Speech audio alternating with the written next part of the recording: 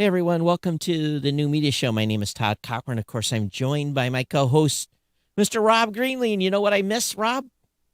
You missed playing the intro. I did. So let's see if I can do that. All right. Welcome to the New Media Show, where each Wednesday at 3 p.m. Eastern, UTC+4, Todd Cochran and Rob Greenlee take their over 30 combined years of leadership in the podcasting space to discuss, dissect, and deconstruct the current podcasting news, forecasts, trends, and predictions. Now here are your hosts, Academy of Podcasting Hall of Famers, Todd Cochran and Rob Greenlee. Well, that was kind of anticlimactic, me getting it screwed up Yes. at the beginning, but It's all right. It's all right, Todd. oh, you see, hear this thing still ticking. Yeah. Hey, Rob, how you been? I'm doing good. Things are with podcast conferences are starting to get real now a little bit more. I saw that there was some Square artwork out there promoting speakers for Podcast Movement. I saw starting to pop up on social media. So, Podcast Movement is on the horizon. And not only that, we've probably committed to 3 or 4 non-podcast conferences that are going in person. So, so it is the season to start getting to go. And of course, every proposal I send over to Barry and the team, I'm like, here's another 5K. Right. Or another 10. Let the money start flowing, right, Todd? Yeah, right. That kind of is what goes along with it. And then I'm going to be flying out to LA here this weekend for the Ambie Awards. So, Awesome. things are happening. I had a it's one of those things too, because last year we got we didn't have any budget for events or hardly any travel. So having that extra cash to put on other things last year, I had to roll it back and say, okay, you can't use that money this year for that. We got our travel budget and our event budget back. So yeah, I'm excited. Can't wait.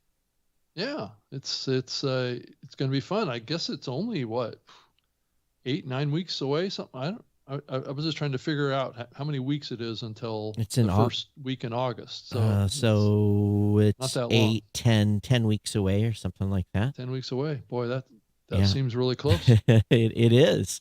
Yeah. And so but good stuff. But I think for today we got a lot of stuff to get through because right off the top of the bat is the IAB said that U.S. advertising revenue will grow to $2 billion by 2023. And I'm thinking, okay, there has to be a lot more podcasts to be able to spend another $1 billion in advertising. Exactly. Because we kind of limped across the 1 billion mark a couple of years late, I might add. Right. And it wasn't exactly like a overwhelming running across they say it's going to happen this year. It hasn't even really happened yet. Yeah, right. So, and they're not saying it's going to happen next year. It's going to happen 2 years from now. Right. Going to get to 2 billion by 2023. Yeah. Right. So, I think it's indicative of the advertising market and podcasting. It's just not growing that much because it's really not the primary thing that's going on in podcasting. Right. Advertising is a part of podcasting, but now, we've got subscriptions now that are going to start, that's going to become what people track as $1 billion part of the industry too, right? Yeah. Is the subscription part. So look for forecasts coming from somebody around, what's the total revenue for subscriptions in podcasting. So we haven't seen anybody kind of step up and start that process yet, but I'm sure it's coming. I talked to a media buyer, what was it? Today's Wednesday, maybe Monday. And he said they will not run host read ads as dynamic ad insertion. They've had bad luck. Wow. Bad performance. They would only run ads host read that are built into baked in. And I thought, whoa, that's first I've heard that. And I said to him, I said, that sounds to me like an execution problem, not a, because I didn't. He wouldn't tell me, but they were really set. He says, if you're doing, I don't want anybody that's. And I said, well, is it because you want the inventory in there long term? Or, I was trying to press, and this particular media buyer just has had bad luck with host read ads dynamically inserted, and I'd love to know the shows that he's run had issues, because I'd love to go listen to that content.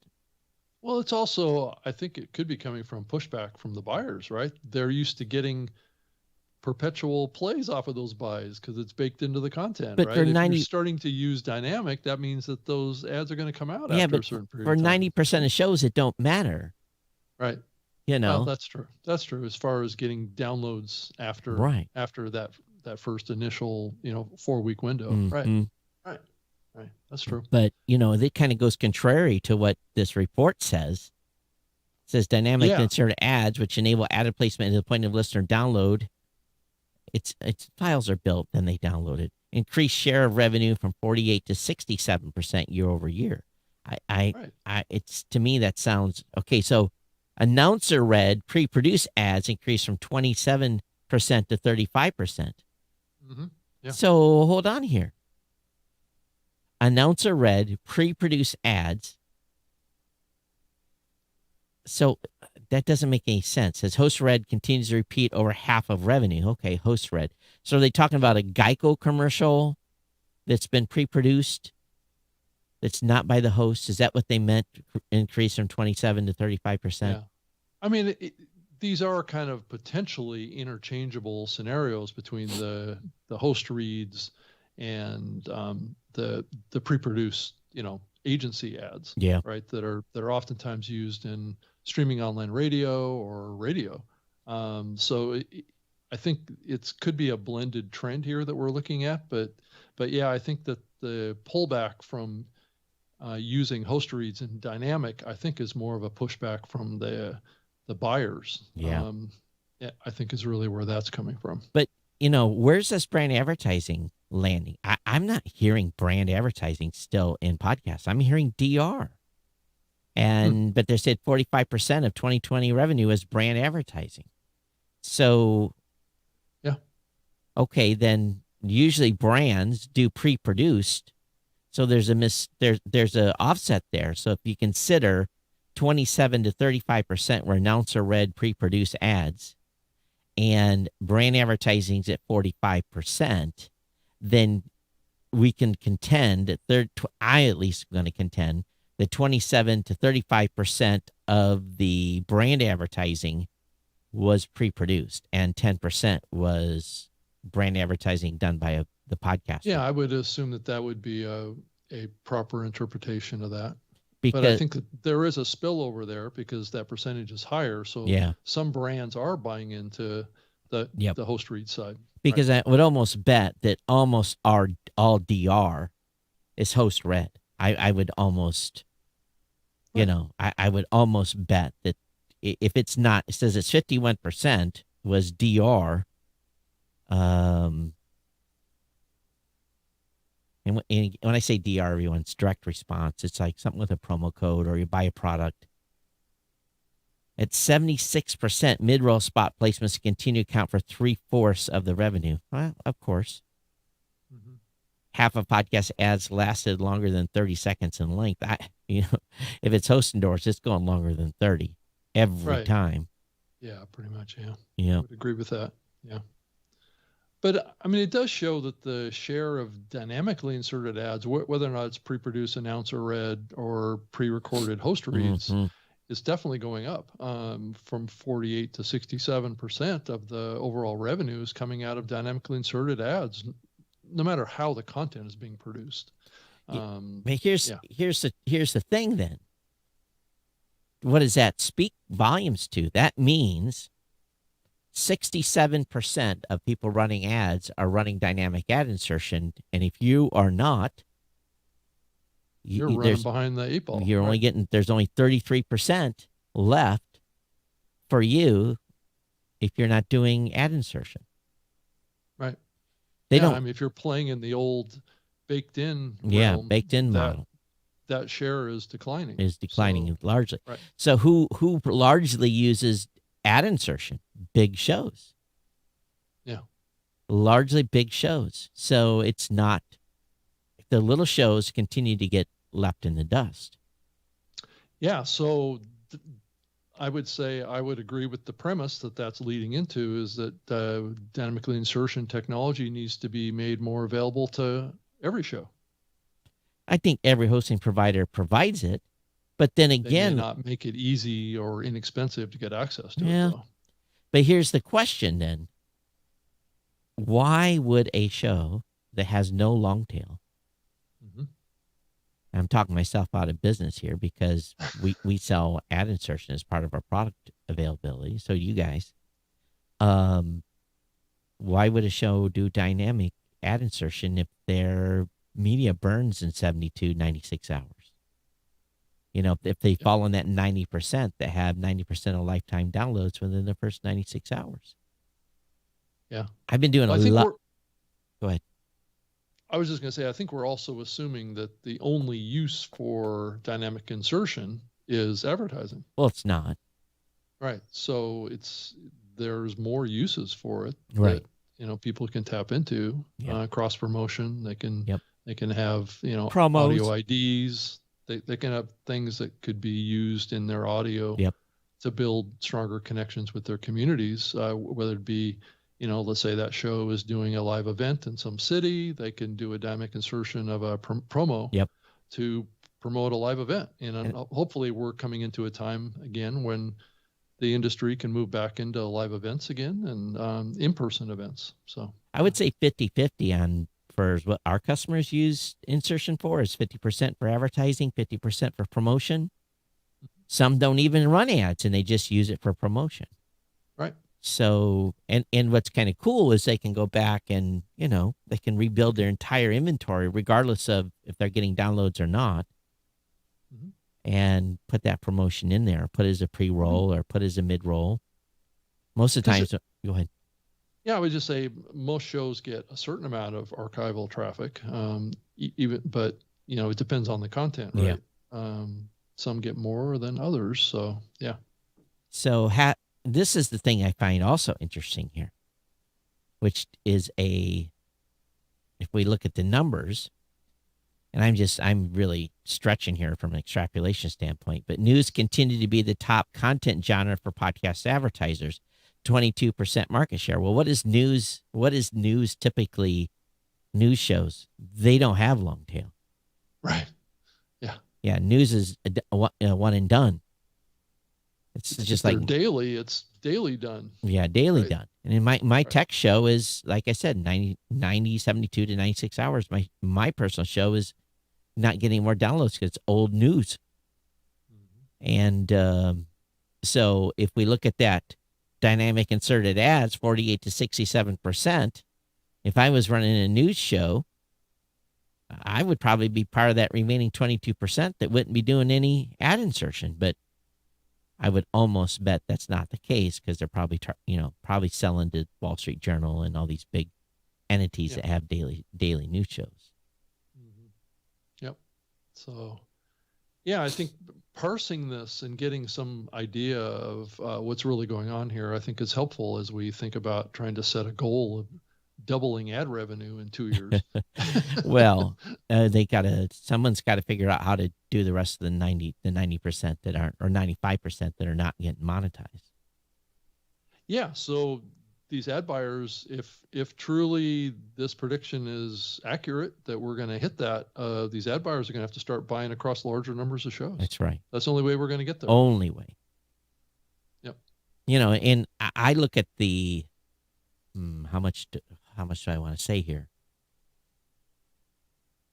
You guys at Libsyn know how much inventory is left on the table. We know how much inventory is left on the table.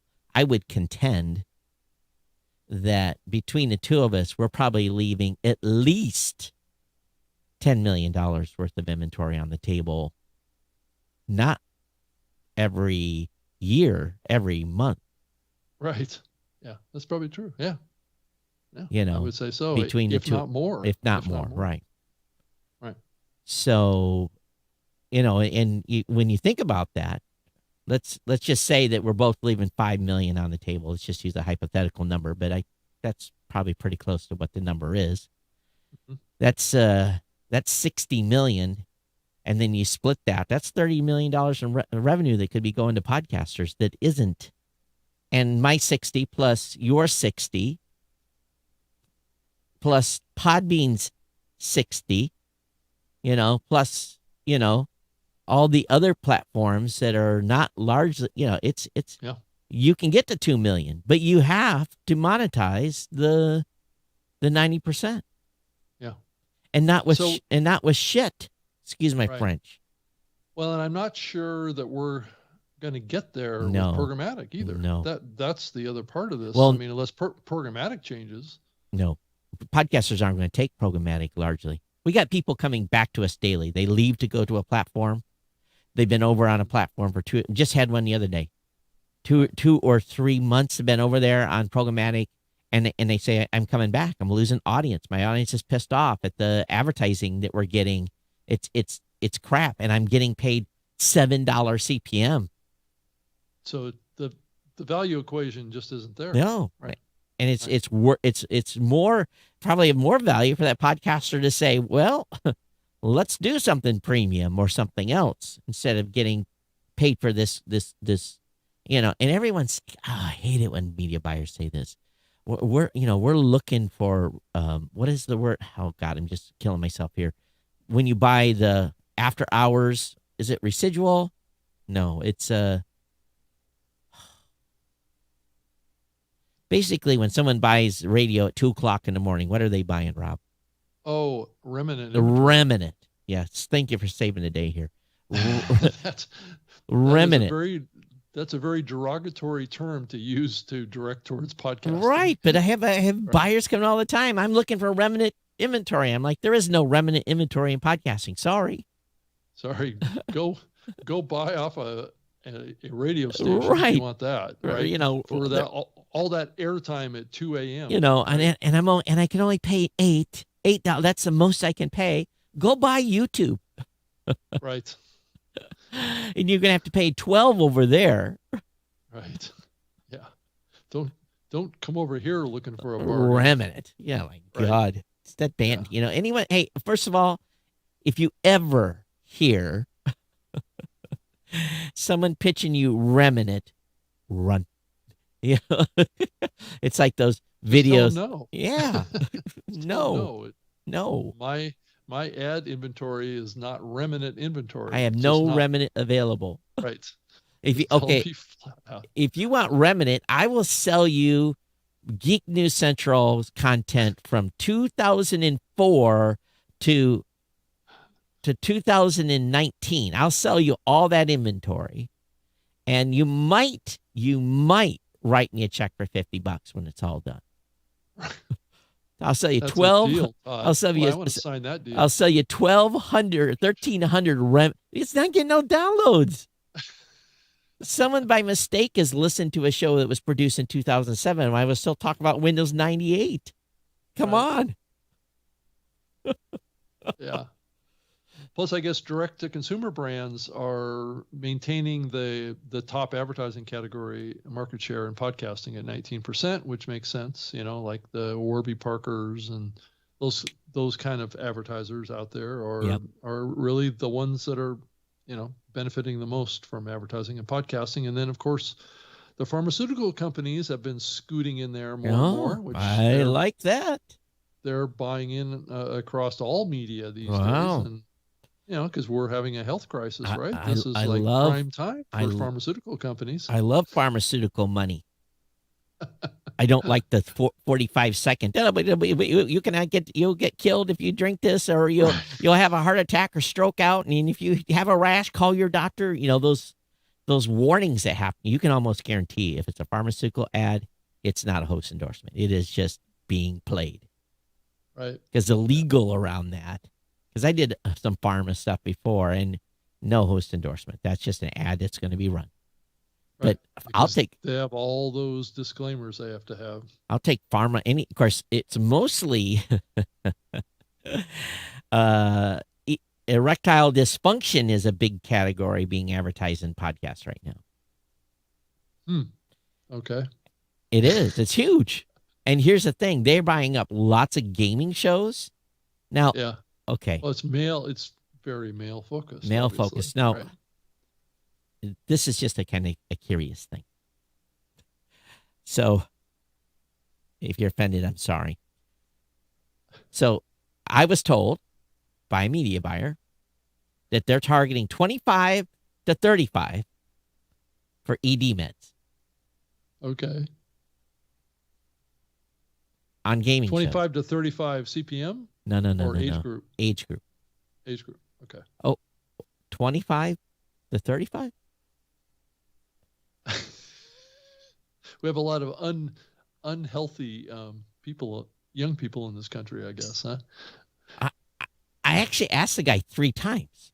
Not 45 to 65.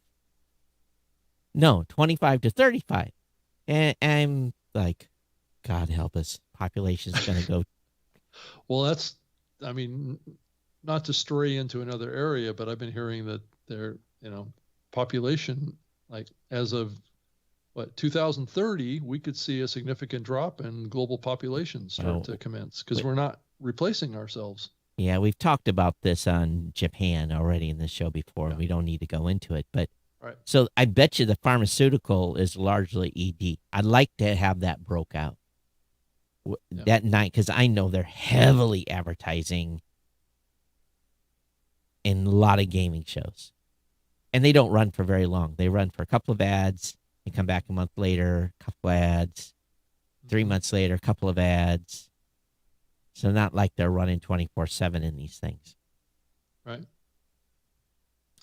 Huh. So what say you, listening audience?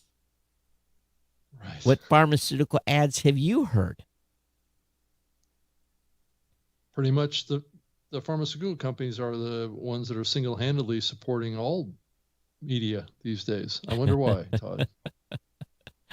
I don't watch regular television, so I have no idea. Yeah. Well, take it from me. They are. A lot of. So are they targeting you, Rob, because of your age group? Because they can do that on TV. They know who you are. So I don't know that they're necessarily targeting me. I just see a lot of pharmaceutical ads, and a lot of the big media companies haven't they been talking a lot about pharmaceutical issues lately? well, a lot of the media companies run all kinds of pharmaceutical type stories. It's that's COVID is a well, pharmaceutical thing, right? But that's more, the vaccine stuff is more public service announcement. But the how should I say it? Well, if you're a conspiracy theorist, Well, you no. can draw some conclusions here. If pharma is running on television and they're able to target people based on age group and television, they know exactly who you are. So if they know that you're 55, that you probably have blood pressure issues or you've got diabetes or something, and they're going to target. They're not going to. My son, who's in Portland, who's in his 20s, is not going to get targeted on his cable television box if he's actually got one still. They're not going to target him. They're going to run a different ad in his spot. How about what's the term? The comorbidity or whatever they call it. Comorbidities? Morbidities, that's the word. I think those have been a focus over the last year. What do you think? Well, we have had no deaths besides COVID deaths. Heart attacks and stroke and everything else. Natural death stopped last year. You haven't heard about that. No flu either. I'm sorry. I just don't need to go there. But But anyway, if 9% pharmaceutical money, hey, let's hope they spend more.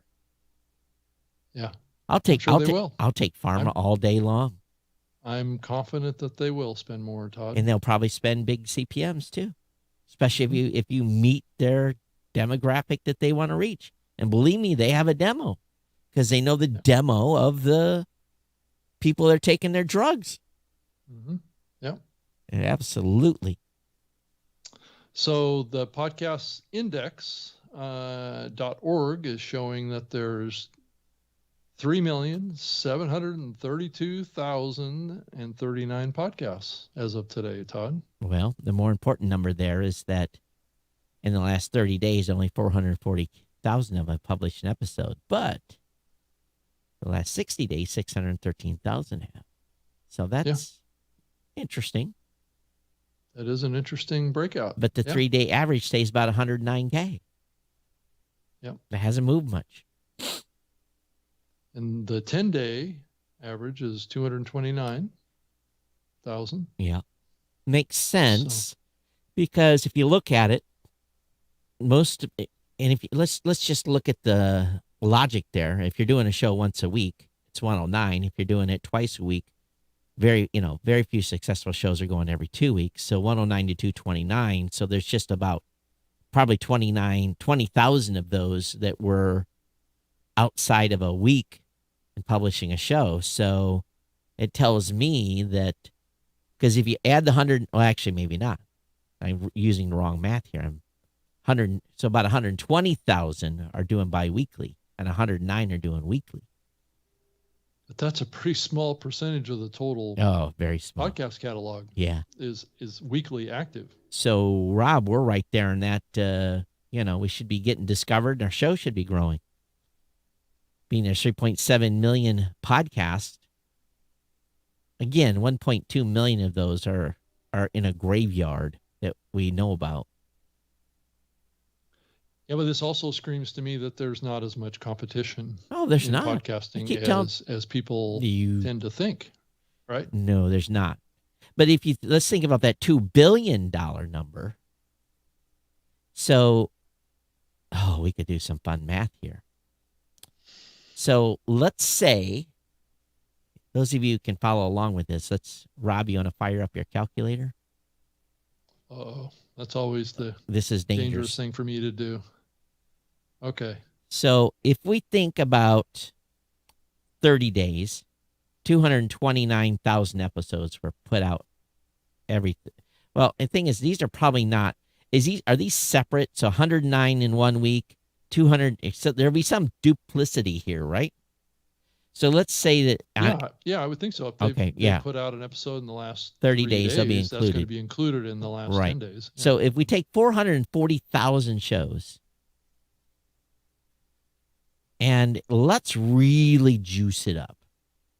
Okay. Let's say that each of those 440,000 shows have 5,000 downloads each. I don't even know if my calculator will go that high. Oh, you might. So we'll have to get errored out. So do it's like 2.2. Looks like maybe billion. I think. All right, then divide. Did it error out, or can you divide that by 1,000? Well, it says 2.2 E9. So divide that by 1,000 and see what happens. By 1,000. We could have done this more simple, but we could have just. Okay. Yeah. 2,200,000. So I think it's probably 2,200,000,000 probably. All right. Let me try this a different way. So if we take 440K, that's episodes. And I'm just going to do, we're going to leave 3 numbers off. And I figured that this is going to be 5,000 downloads each. So I got to leave 3 numbers off again. So we multiply that by 5. Mm-hmm. And so and then I take, so now I have to divide that by, well, if I can't divide it by 1 because it's already 1. So 2,200,000, or it can't be right. There's a math problem here. This is a high school math too, and damn calculators won't go high enough. Yeah, that's the problem I had with mine. It just doesn't go that high. All right, let me try this again. See what happens. It doesn't get into the billions. There's not enough room on the screen. Oh, I got it figured out here. Divided by 1,000 equals, and multiply that by, let's say, 25. All right, so let me see here. That's 1, 2, 3. So if we have 440,000 shows that are all monetized, right, and they have 5,000 downloads per show as an average. Right. And that's being really, being very, that means that there's a lot of shows doing a lot of downloads because there's a lot of shows doing small downloads. And that's going to really offset. So that means that there would be $55 million that would come into the podcasting space a month. So how are we already at $1 billion? Yeah, it's because there's some super big shows. There's at some the top. super big shows that are making some super big money. Right. That's kind of skewing that average. Well, okay, so they're saying we're at $1 billion. So see if my calculator will do this. Well, I think we're limping across the billion mark. Might be the safer way of saying it. All right. So how many zeros are there in $1 billion? It's 3, I think 9, right? 9. Yep. Yeah. 3. Did I get it right? 1, 2, 3, 4, 5, 6, 7, 8. I got 9. So $1 billion. And we'll divide that by, what is it, $35 CPM? So if I do, let's do 30. Yeah. That is, means that right now, about 33 million downloads are getting, see, that's not even a big number. 33 million downloads are getting monetized annually. Yeah. So it's just a drop in the bucket. That's just a drop in the bucket. So 33 million downloads. And I had figured that, yeah. So yeah. That's a pretty small number. Yeah. Well, I think, Todd, we've been saying for years that the advertising market in podcasting is pretty small. Pretty small. Actually, pretty small on the scale of the medium. So but let me divide that by 12. That means right now only 2,777,777 downloads are getting monetized a month. 2.77 million. That's shocking to me. Yeah. Yeah. Because I know what my number is per month I'm measuring, and I know I can extrapolate what you're measuring. It just speaks to the small number of shows that are getting ad buys. Yep, it does. What do you think, 1,000 or 2? Yeah, I would say that's probably pretty close. Now, there's a lot of sponsorship stuff that goes on out there, too, that isn't tracked by anybody. True. A show that's got, a few thousand downloads goes out and does a deal with a small, brand, online brand or something like that, and does a host read or something like that. There's nowhere that's tracked. Yeah. That even show up in the numbers. So there is a certain amount of advertising that's coming into this medium that will never be tracked. Yeah. Accurately, as well as, shows that are monetizing through direct product sales and selling mastermind classes or selling a book or selling a PDF download or something like that. There's no mechanism to track any of that stuff. So if I take the 2.7 million number, right, and let's just assume a show has to have 10,000 downloads per episode to be monetized. Yeah. So if I divide that number by 10,000, I think this is right math. That means that, no, that can't be right. I don't think that math worked. Because that means only 277 shows are getting monetized that have 10,000 downloads or more per month.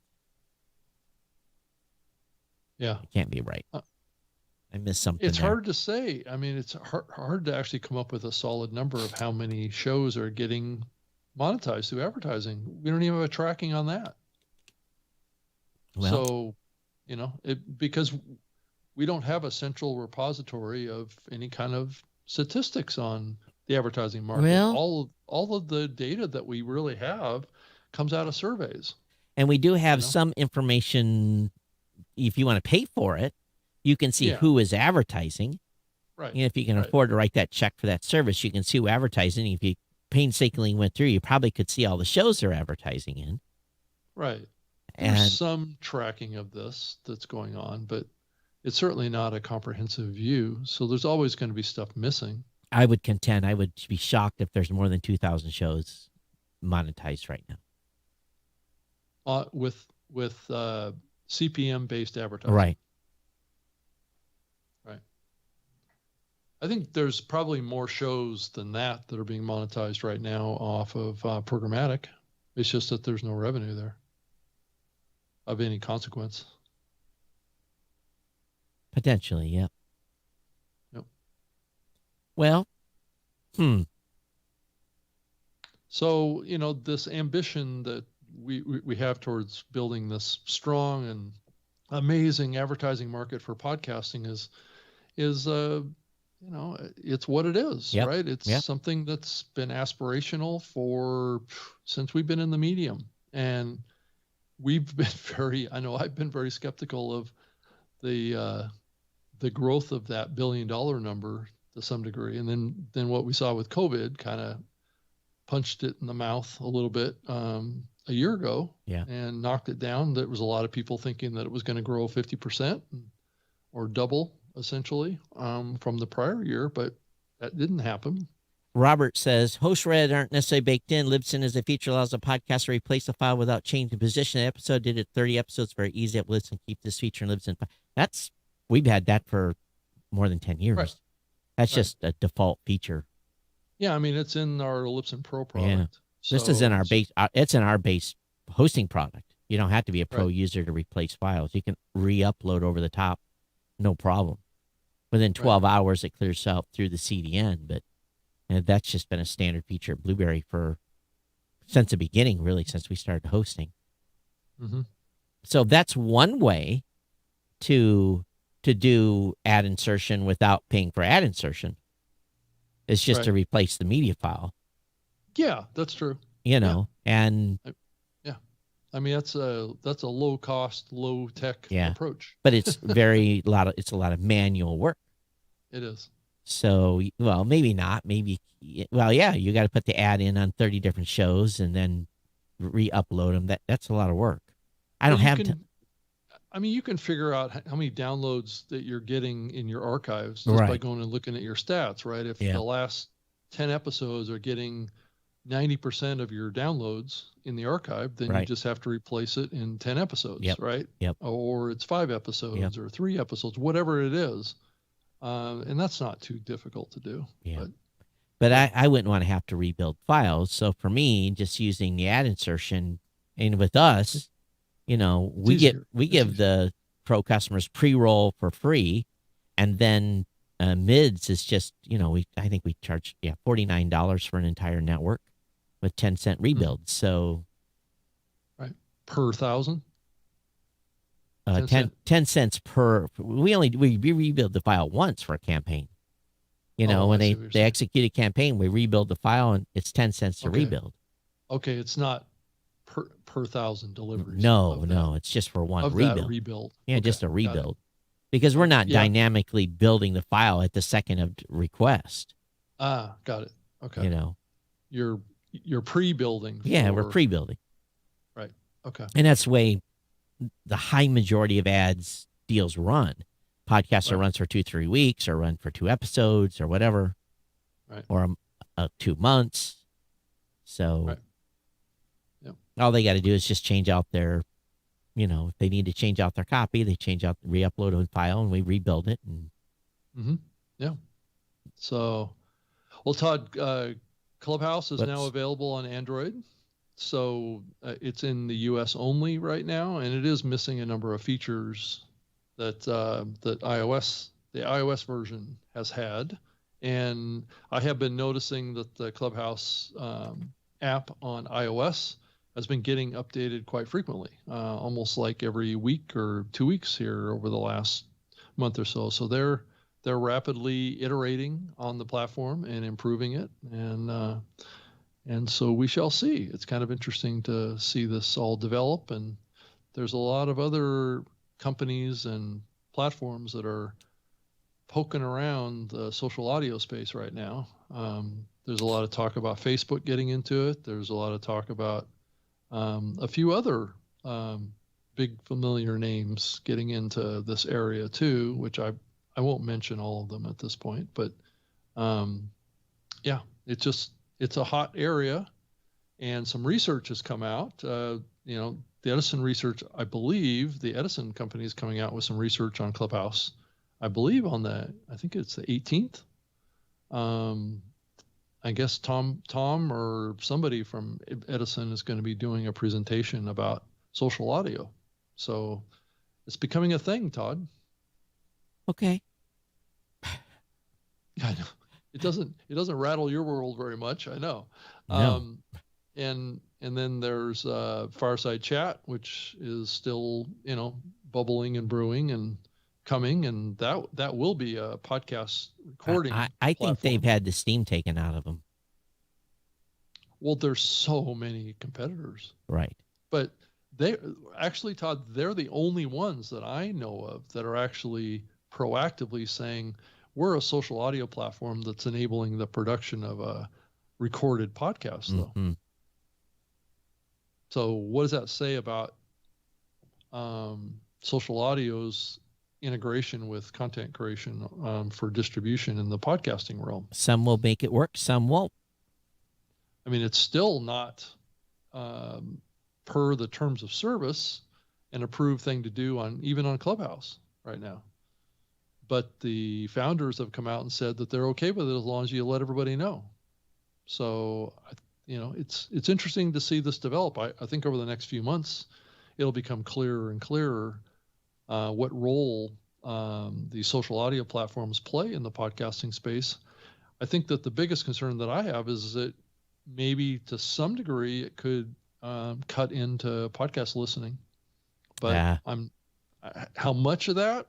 I have no idea yet. I don't think so. As soon as people are going back to their offices and working and being busy, they're not going to have the free time. I think we'll see. I might be proven wrong, but I think this thing's going to burn itself out.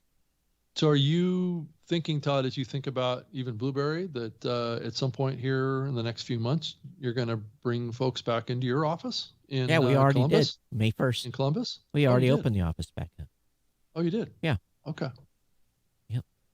So are you rotating people through the office on We've a schedule? We've got a set of guidelines on, Yeah. Okay. on how we're working it. So they're in the office a certain percentage of the week. And, if people haven't had their vaccine and don't feel comfortable coming in, we've got a pretty good policy on that too. So, but I think we're going to have a significant increase come about June 1st in the number of people and the amount of days in the office. So I plan on going down sometime in June and spending a week in the office too. So okay, the country's opening up, and there's been a lot of, here's the thing. Many people have been working this entire time in their offices.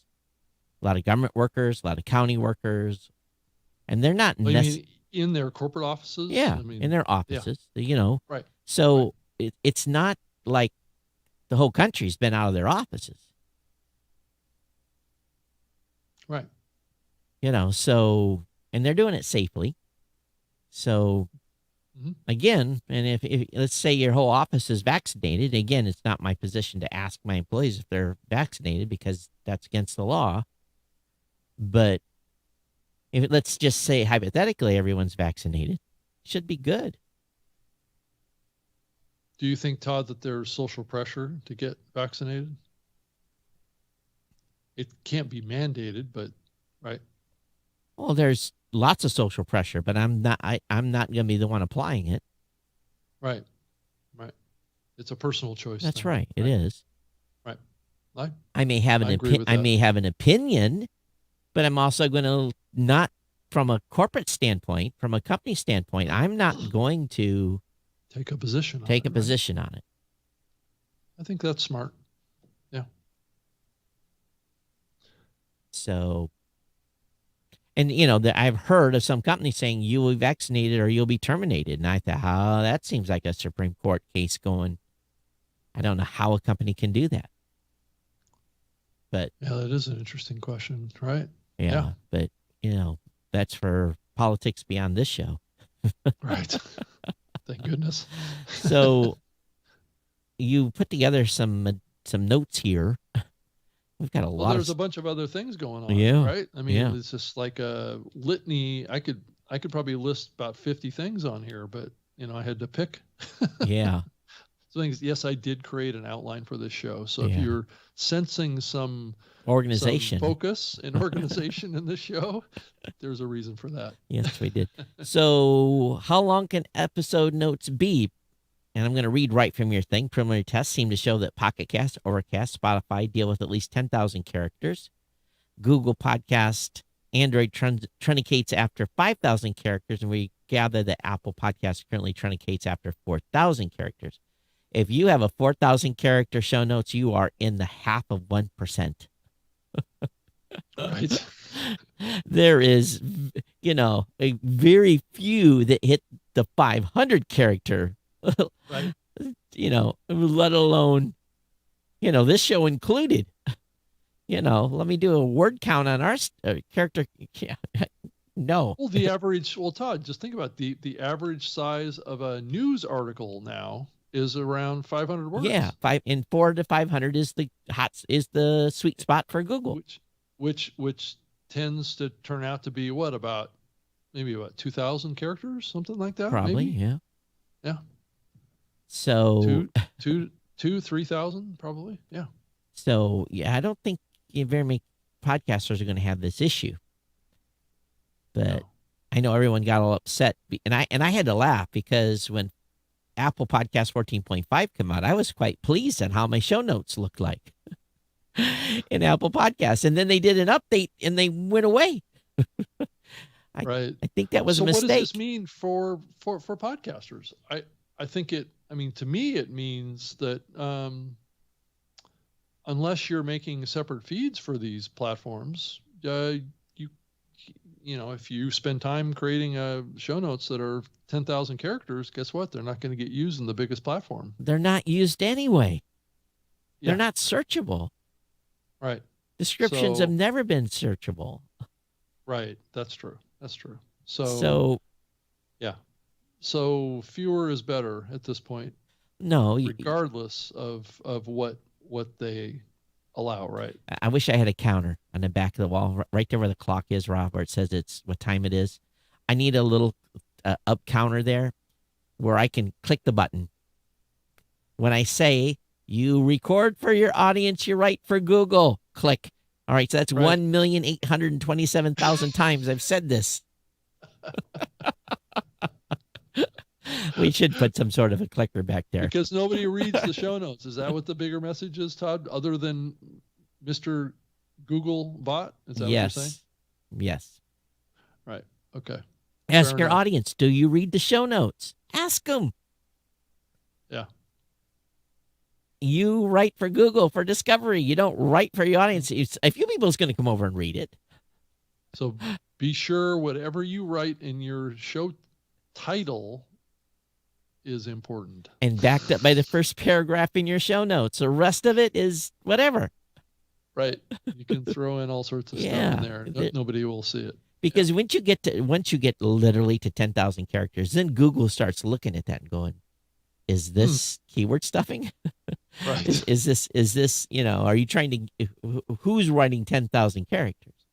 Right. And how many repetitious words are in that 10,000 characters? But I guarantee you some podcast consultant is going to say you have to have 9,990 characters in your blog post to maximize discoverability in your Apple in podcast apps.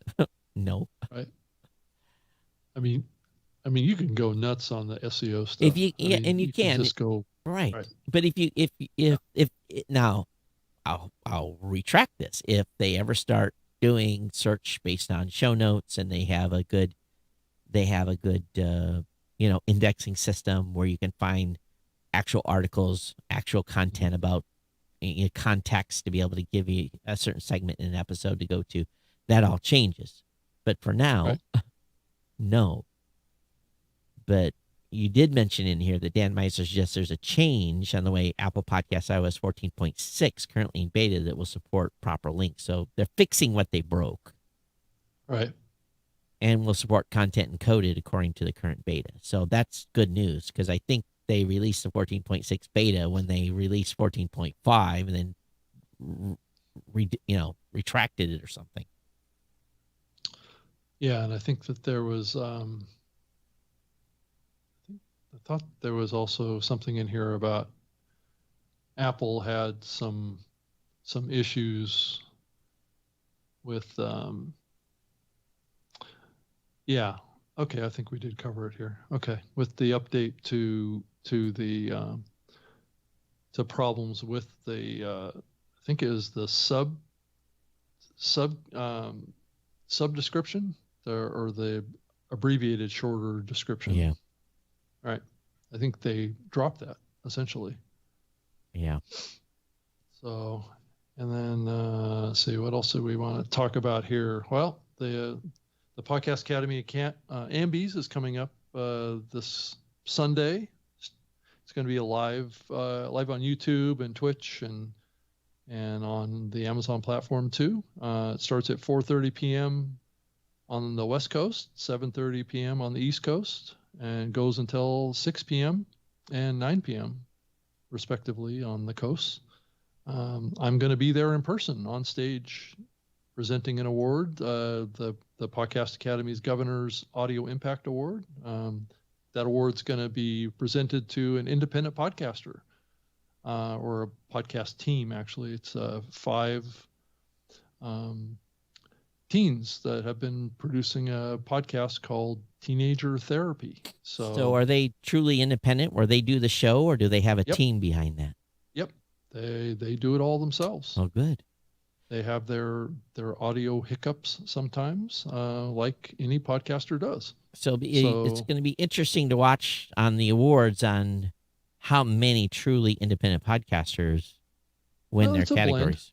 Oh. Yeah, I mean, it's a blend, and it's hard sometimes to clearly define a separation between an independent and what is viewed as a non-independent, because a lot of the ones that are maybe lumped in with the non-independent side now because they did a deal with a big network, right? Is that they started out as independent and they just happened to sign a deal with a big network.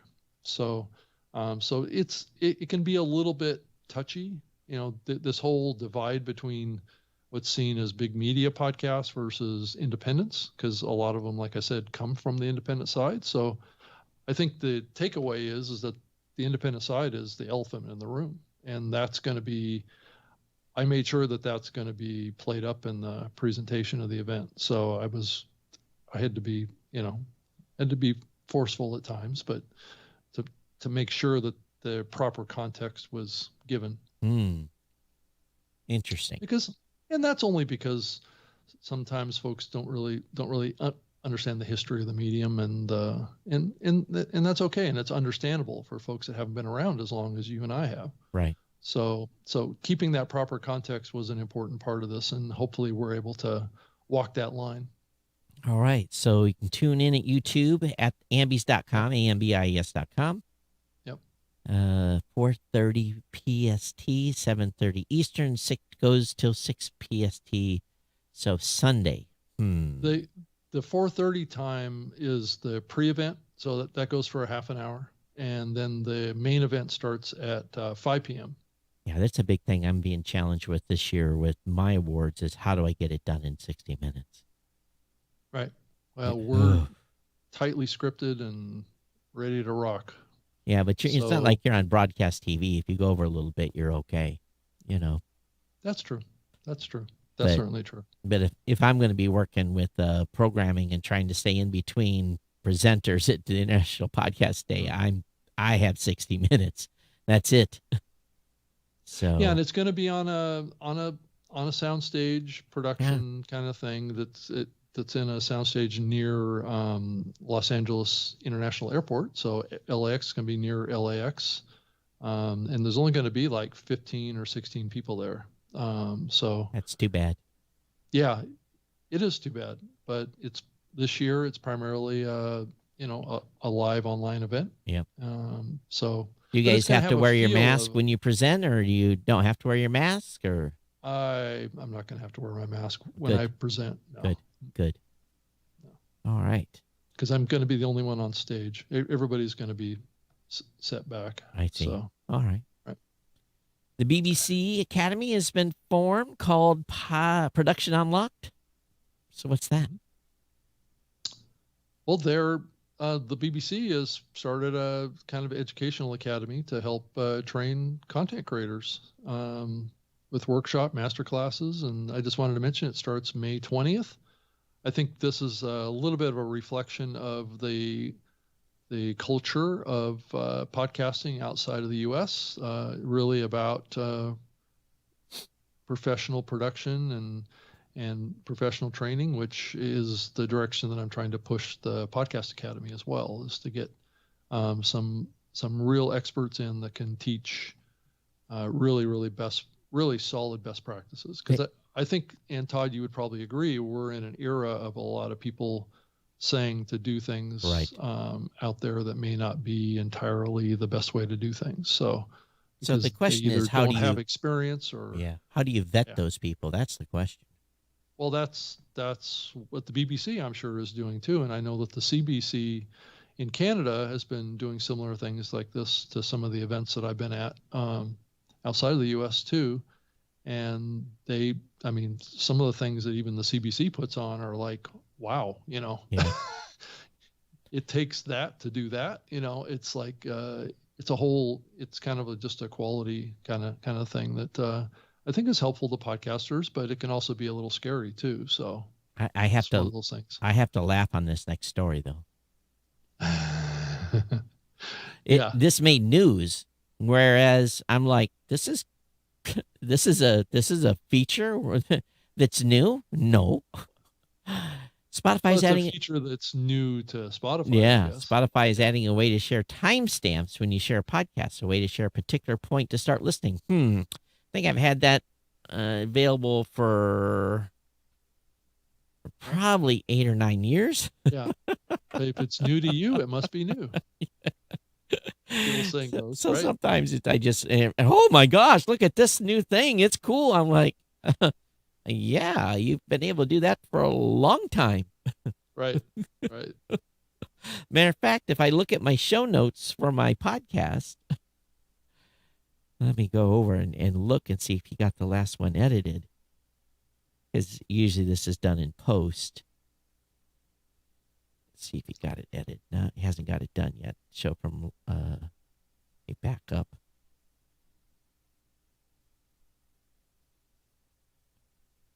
Let's see here. Oh, I may have to talk to young Kirk. He's a little behind getting my time hacks done. So, yeah, I don't know what he's doing there. I'm going to have to ping him, going back and looking at, there's one. So let me bring this up on the screen. Yeah. Also, deep links into content is certainly something that's been around a long time. No question about that. I guess these links work on desktop browsers as well as iOS and Android. So it should be something that anybody can take advantage of, whether it be even a listener can do this too. So, but anyway, it's something that we've done for a while because we know the importance of being able to give a link to a specific segment of content. Right. And there seems to be an explosion or growth in the area of podcast companies starting up around scripted fiction. That seems to be bubbling. There was a company called Scripty that started up. It's a new podcast company that primes original scripted content for adaptations as well, from podcasting into maybe TV and movies as well. So this is another Hollywood thing that's going on, and I think it's a little bit falling out of the whole premium subscription thing, and I think that we're going to see a lot more of this too. And then Podcast One just announced a deal to create fictional content with a company called Picture Perfect Federation. It's a joint venture to develop scripted serial podcast content that can also be potentially adapted from or to TV and film. So I don't envy those folks. That's hard. that's It's very hard. it's hard work. Well, it's Yeah. like creating a movie or a TV Yeah. series, right? That's not easy things to do. So, but I think, with Q Code and the growth in fictional productions, that we're going to see this area grow Yeah. in the next couple of years, Well, time will tell. as Steve Wilson alluded to when he was on the show last. So the mighty merger has The mighty merger. has happened. Stitcher's mid-roll ad sales has merged with Pandora and Sirius XM sales. I bet you that was an interesting. Kind of munging of sales forces. Yeah. I wonder how many people lost their jobs. Yeah, I'm sure that there was a lot of cross training going on there. Todd, what do you think? Yeah. Too. Right. And how do you teach radio folks to sell podcasts and then vice versa? And then you got Pandora in there too, in that mix. Right. That would have been an interesting to be a fly in. And I don't know if they're all in the same location or not, but probably not. Well, if you think about all the different companies, they're scattered all over the place, I would Yeah. think. Both coasts and 3 different sales teams, but mega, you got a mega company Sirius, mega company Pandora, then you got little mid-roll rolling in here and there, they get smashed. I bet you there was some, how should we say some it? sparks flying. Yeah, we'll Right. have to during podcast movie, we'll have to find some mid-roll team and say, how did it go? Yeah, right. If you will tell us. So they merged these companies together into a new group called SXM Media. So it claims to reach 150 million listeners potential. A month or it doesn't say. Oh, okay. It says they're calling themselves the largest digital audio advertising platform in North America. So I guess that's their goal. Well, it's easy to make do these claims. People make claims all the time, like they're the biggest podcast host or the biggest podcast directory or, whatever. Well, I mean, Midroll has been a significant they've been a big player player. in I know. the podcast advertising business. So, there's a lot of expertise in Sure. that company that can certainly help Pandora and Sirius Yep, I agree. merge these areas together. Matter So of fact, it's gonna- I would say the mid-roll team probably is in a better position to make more dynamic, cool things happen at Pandora than Sirius than the other way around. Because the mid-roll There's a lot of teams. learnings. There's a lot of learnings. They've had to work hard because advertising and podcasting is not easy. Right. So. Right. It's true. And if they can drive up CPMs, I hope it doesn't go the other way, where it becomes more like CPMs from the online radio side. But Well, and here, the danger in that is they have economy of scale, and they say, Right. we got, X number of million downloads you can get a month. So, but I'm being told no one's using the word downloads anymore, Rob. I'm being told everyone says listens. I had someone tell me here recently that they are selling listens. And I'm like, really? right. I've never been asked by a media buyer ever to bill them on listens. But I don't even know how you would count that, Todd, at this point. I'm being told that a large number of companies, big companies in the podcast advertising space, they sell listens. They don't sell downloads. Well, I can see why they would want to do that, because that's probably what their buyers are asking for. But again, I talked to some of the same buyers, and I've never heard someone ask me for how many listens does a show have. Yeah, because there's no metrics on that. Right. So Now, we're basically taking downloads and saying that they're A listening. listen, now. right. It- Which, is what we're doing. Which isn't really technically it's false. But if you're saying, I'm billing on listen downloads, right. what's What's a word? did they listen? right, Yeah, Todd? they listen. Yeah, you're getting billed for listens. Right. What's a word, Todd? It is a word. Yes. Subject to someone else's new definition. Right. Exactly. So I But, guess the Netflix of podcasting is still on the way, Todd. Did well, you know that? maybe they're surveying. They're hinted at the possibility of having podcasts and other type of content on N On a plus. yeah, on a new online platform called N Plus, right? And Beautiful. it could include content from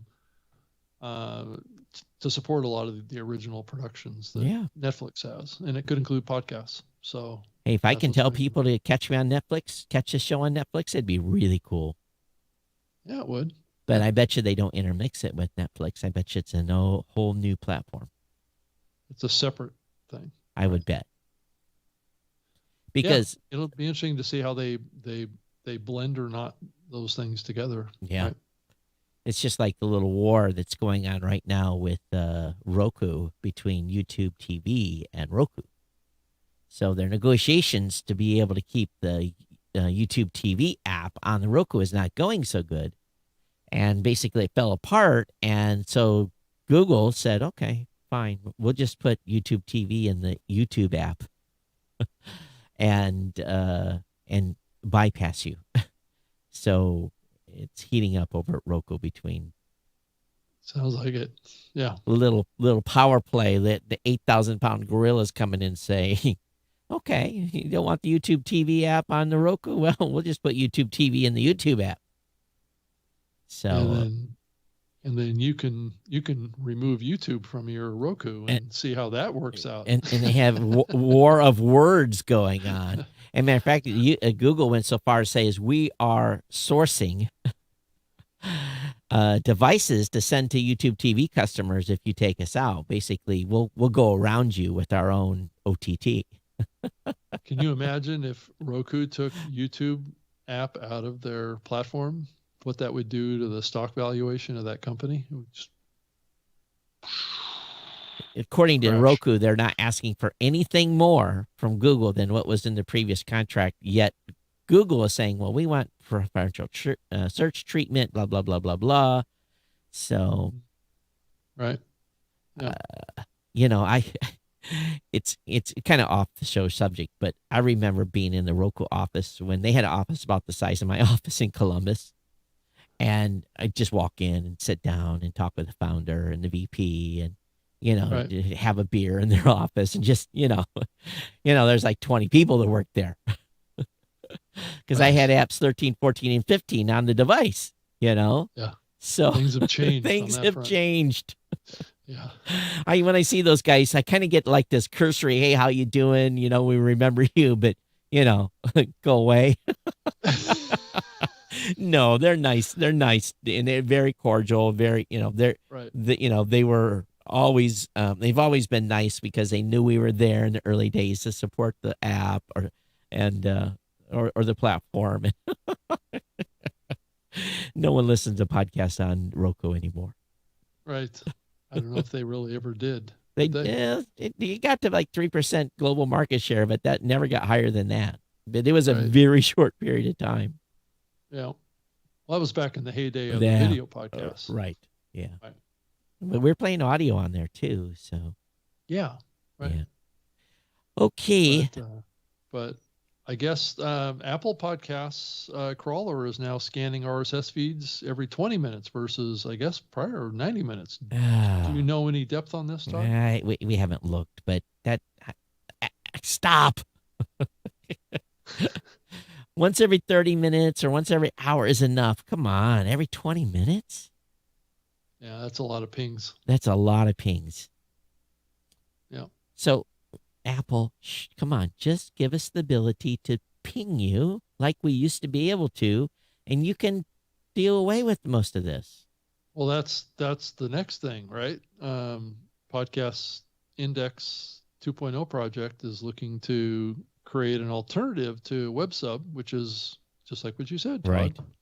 A ping to a listening platform to say, I've got a new episode for you. Why don't you come over and get it from me? But the problem is, okay, that's cool. We'll happy to ping them too, because we already ping PubSub already. That's why Google updates so fast.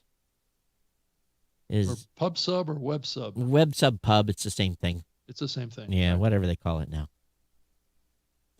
So, I'm fine with that we would love to have that feature, because what it does is all these services should have it. Spotify should have it. All these big platforms, so they don't have to scrape the doggone feed every 20 minutes. We tell them, hey, it's updated, go hit it. Then they don't come back until 5 days later when there's a new episode. Or maybe hit it every 3 or 4 hours to see if there's any changes. But we can hit them again if there's a change. It doesn't have to be. It's a hit or miss issue of support, though. That's the problem. Not all hosts and not all podcasts support it, too. Well, they would if they put it in place. It'd be like within hours, everyone would start supporting. We would just re-enable the code we disabled how many years ago when they took the ping away. Right. Because remember, we used to be able to ping them. Mm-hmm. And I still don't understand why they stopped that. Yeah. Apple. So now it's every 20 minutes. That's a lot. Yeah, but I don't believe that they're pulling much data on that, are they? Hopefully Or they're just sampling the just header to pinging see if there's the a header, yeah. Looking for a change in pub date. Yeah, right? maybe looking for a change in the CRC value or something. I don't know how the techies will have to talk about it. Right. So. And I don't think they're loading the whole feed. Right. There's no reason to. Right. So you should just be looking for certain tags. Yeah. So anyway, Todd, I know you ran to the end of the outline. Yeah. Robert said there's an announcement out. Wondery to join Apple Podcast subscriptions. Yeah, I saw that. What does that mean? Right. Why is that? It just means that Wondery is going to start creating content for the subscription engine for Apple. Lots of people are. Deal marks an unusual partnership. Why is it a partnership? Because anyone can do this. Unless it's some special deal. Well, Wondery is owned by Amazon now, so right. But if they're going to put out premium content, so what? They've got podcasts listed over there just like anybody else. But I'm sure that Amazon could put that Wondery content out as premium. And they should. Right? They should. Right. So special deal would be, it's like this content, which it's to make it available on Apple as well is a little bit of a clue, I think, of the direction that this is going to go with a lot of the big publishers, which is they're going to do special deals with each of these subscription platforms. So if I was a book writer, mm-hmm. If I was a book writer, I'd have a podcast. And then guess where I would put my audiobook? I'd put it as a single episode on a subscription basis available on Apple. Well, Todd, does this whole podcast subscription thing that's happening right now, is that going to ultimately potentially replace a platform like Audible? Yes. So there's no reason why all those audiobooks couldn't be under the podcast subscription exactly area. If I was a book writer, I'd have I got my own case study. So when I was promoting the sale of my podcasting book on my tech show, mm-hmm. the podcast was a reason that Todd didn't have a company yet. I was just a dude podcaster. Mm-hmm. There was no Facebook. There was no social platform to promote a book. Right. Amazon existed at that time. It was the early days in their book business. But mm-hmm. on my show, I pitched and pushed my book, and I did 45,000 copies sold of that tech book. Right. It was a #1 selling tech book of the year on Amazon It did very, very well. Now, if I'm a regular author putting out a lot of books, because there's people that are about sci-fi, romance, they're serial book publishers, they're serious authors. Mm-hmm. There's thousands of them. You know, Right. my Kindle on my phone has more than I could probably read in a year at this point. Right. But it's because of people I follow up with. Why not make that available on the platform? You know, it pays, right? So, Right. so So does that maybe, mean that the podcast area is going to have an audiobook oh, I have kind no of have no doubt. Have- subdirectory that we're going to see come out of Apple, and I'm curious what this means for Audible. Well, if okay, I don't know if Stephen King's still publishing books or not. I don't know if he's published anything new recently, but imagine an individual with a stature of Stephen King Right. started a podcast, a regular public podcast, because you have to have a public podcast to be able to have well, maybe not. Anyway, you have to imagine him having a public podcast where he's talking about his book. And he Right. said, "Oh, by the way, you want the audio copy? It's a companion to this show. It's available for $12.99, and you can And get it's it in the same platform. It's in same the same platform, It's probably sitting right next to it. right next to it. Just hit buy. Right. You don't have to load the Audible app. You don't have to. You know, some people are still going to use Audible, but Audible's model is you have to pay every month. Mhm. I don't like the Audible model because that makes Well, they created a free version of Audible now, so you can get in and get podcasts. in right. there. But if I want to get an Audible book, I have to subscribe to their service where I have to. Right. If I forget to pick for a book, then I have to. I get credits or whatever. But it's not often that I want to pick an audiobook. So Right. just certain, I want to hear certain biographies, especially if it's read by who it's read by or whatever. But I think that's where I think it's going to be huge. I think it's going to be huge. I think there's probably people chomping at the bit that are, Yeah, but does this mean that Audible is gonna become Amazon's subscription podcasting platform? maybe. It Well, seems like it. well, here's the thing. Why wouldn't you put it over there even if it's still on Audible? Sale is a sale. Right. We don't care where they listen as long as they listen, and we can add to that. We don't care where they pay as long as they pay. Right. And Right. that content is available off of Amazon Music as well. It Just would, under the brand name of Audible. and it could potentially, maybe the book will be over on Spotify too Right. as a Or premium. Apple. All right. So it's a win-win. I think people that have premium content have good premium content. And I think I've already heard people are chomping at the bit. So it goes beyond doing a premium podcast. It's about having a product. Hmm.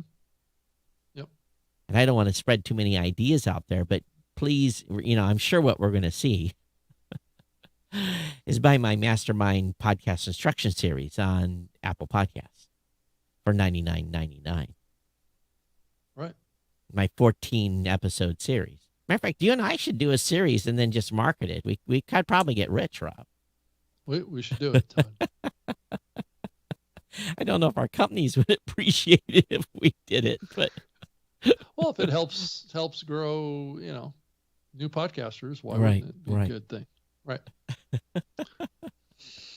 If it brings more people into the fold, yeah, better educated about how to do this medium, I think it's a win Mhm. for everybody. I think it is too. So, yeah. And Well, I think and we've- it doesn't. Here's the thing too: people are going to get their heads wrapped around this too far. Oh, I got to have a series. No, you don't. You don't. Do you know how you eat a buffalo? One bite at a time. And for you the vegetarians out there, I apologize, and and I know you are, Rob. So it's the eating the fish one bite at a time, or eating the, well, probably is a bad example. I was going to say something that was, no, I won't even go there. But anyway, no, you put out a single episode and charge $4 for it, or 5. You put out another one. Then ultimately when you get all 12 done, you can sell them as a series or whatever it is.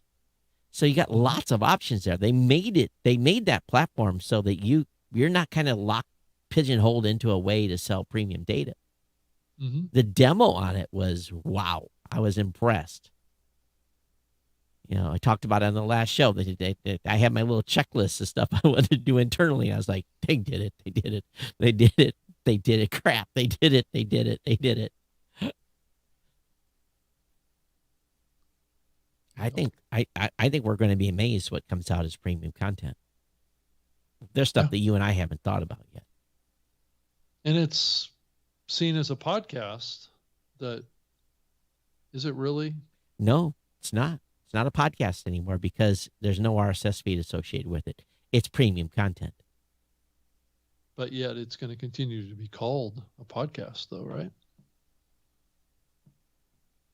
Well, it's an interesting juxtaposition going on in the medium right now. It is. So, yeah. But I think it's, regardless of how we want to classify it, I think it's an extension. I think you still are going to have, if to be a successful content sales person on Apple Podcasts, you are going to have a successful show that goes along with it, with the premium content associated with it. Mm-hmm. I think those go hand in hand. There will be some people that won't need to have a public podcast. They'll just sign up and upload premium only and promote it as such. Todd, I definitely feel some growing, I don't know if pressure is the right word, or social kind of orientation to open up the meaning of the word podcast. And I think what we just talked about is an indication of that. Yeah. Around maybe podcasting becomes the word to refer to audiobooks. It becomes a word to describe any kind of premium audio content that's not music, right? So I've heard people even want to classify even what's going on in these social audio platforms as a form of podcasting. So, are we seeing the expansion of what a podcast means in the market, because that's what people want? And I think I don't know. Well, I mean, I think we're a little old school maybe in thinking that podcasting is just an RSS based medium. Maybe it's becoming more than that. I don't know. Just posing the question. Yeah, it's a good one. So we'll see what happens over time.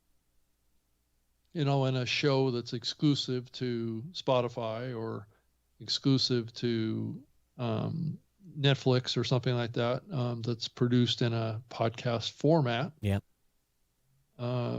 Is that seen as a podcast if it's not available via RSS?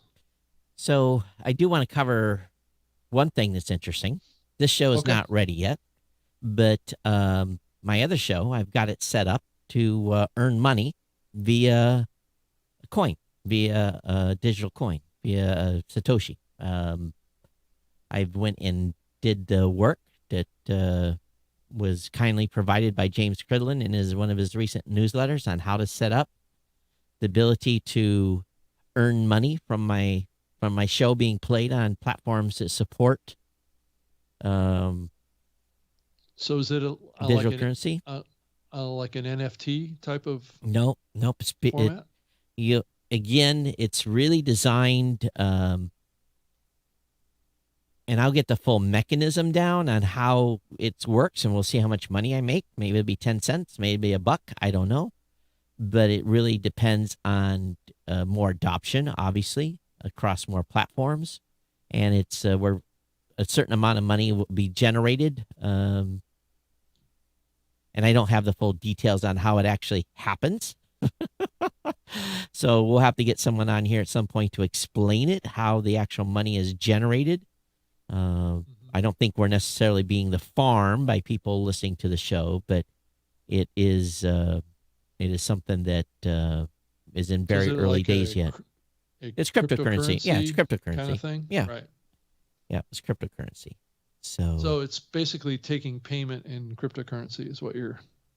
no, possibly. no, you're earning cryptocurrency, but just by setting up this mechanism when your show's listened to on platforms that are tied into the system. Yeah. It's almost like a listening rewards program kind of thing. Yeah, to some degree. I'm not going to classify it because someone that's listening to the show is going to tell me I don't know what the hell I'm talking about. So I just knew how. I just set it up. How it Right. makes money, I don't know. How I know how to collect it once they've been give me instructions on how to do that, but I don't know how it's actually physically generating money. Calculated? Yeah, all right, Right. yeah, and it's on a rev share with the podcast index. So, Hmm.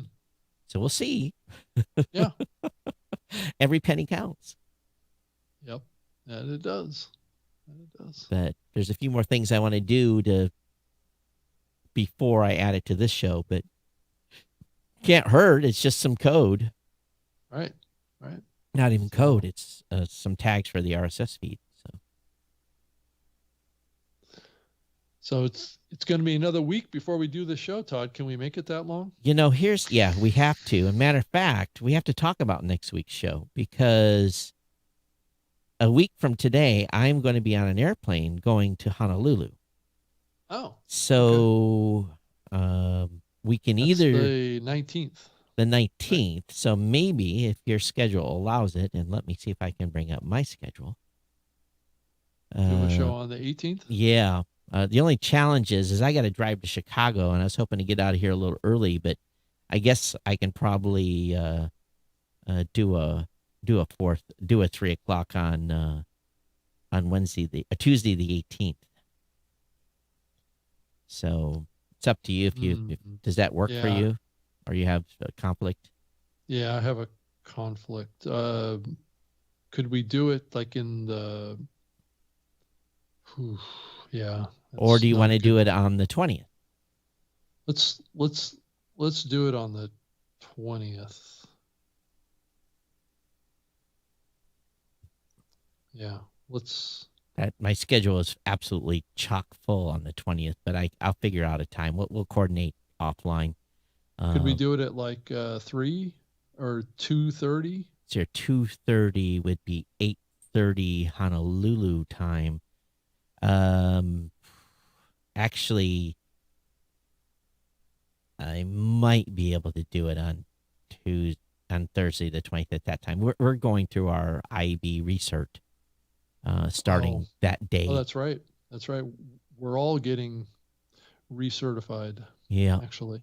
Yep. I found out we're first in the bucket again. I don't know how that happened, but Well, you were one of the first two to get certified. yeah. So maybe it's a time thing. Maybe it's because our 2-year time limit came up. I don't know. But I'm sure that the NPR folks are going through it because they were right there with you. yeah, so we're having that. It starts our first review starts at 2 p.m. on Thursday the 20th. So I don't know if I necessarily have to be there, but I'll just coordinate with you and we'll figure out when to do the show. Okay.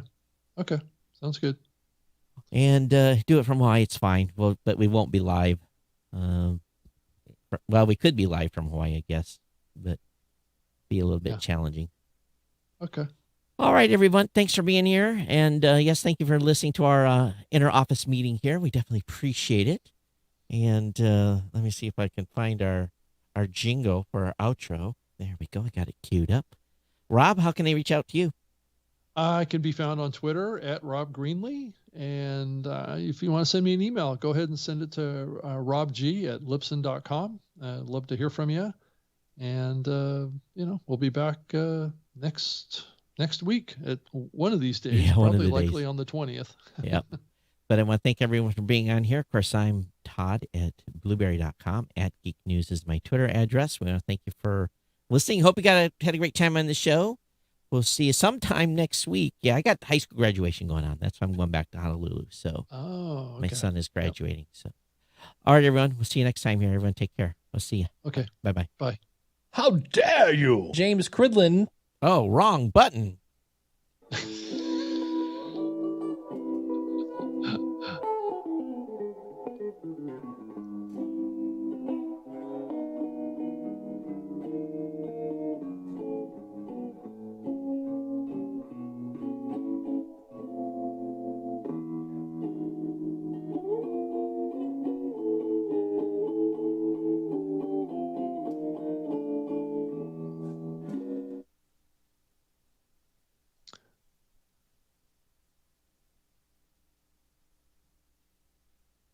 We got to edit that, Todd.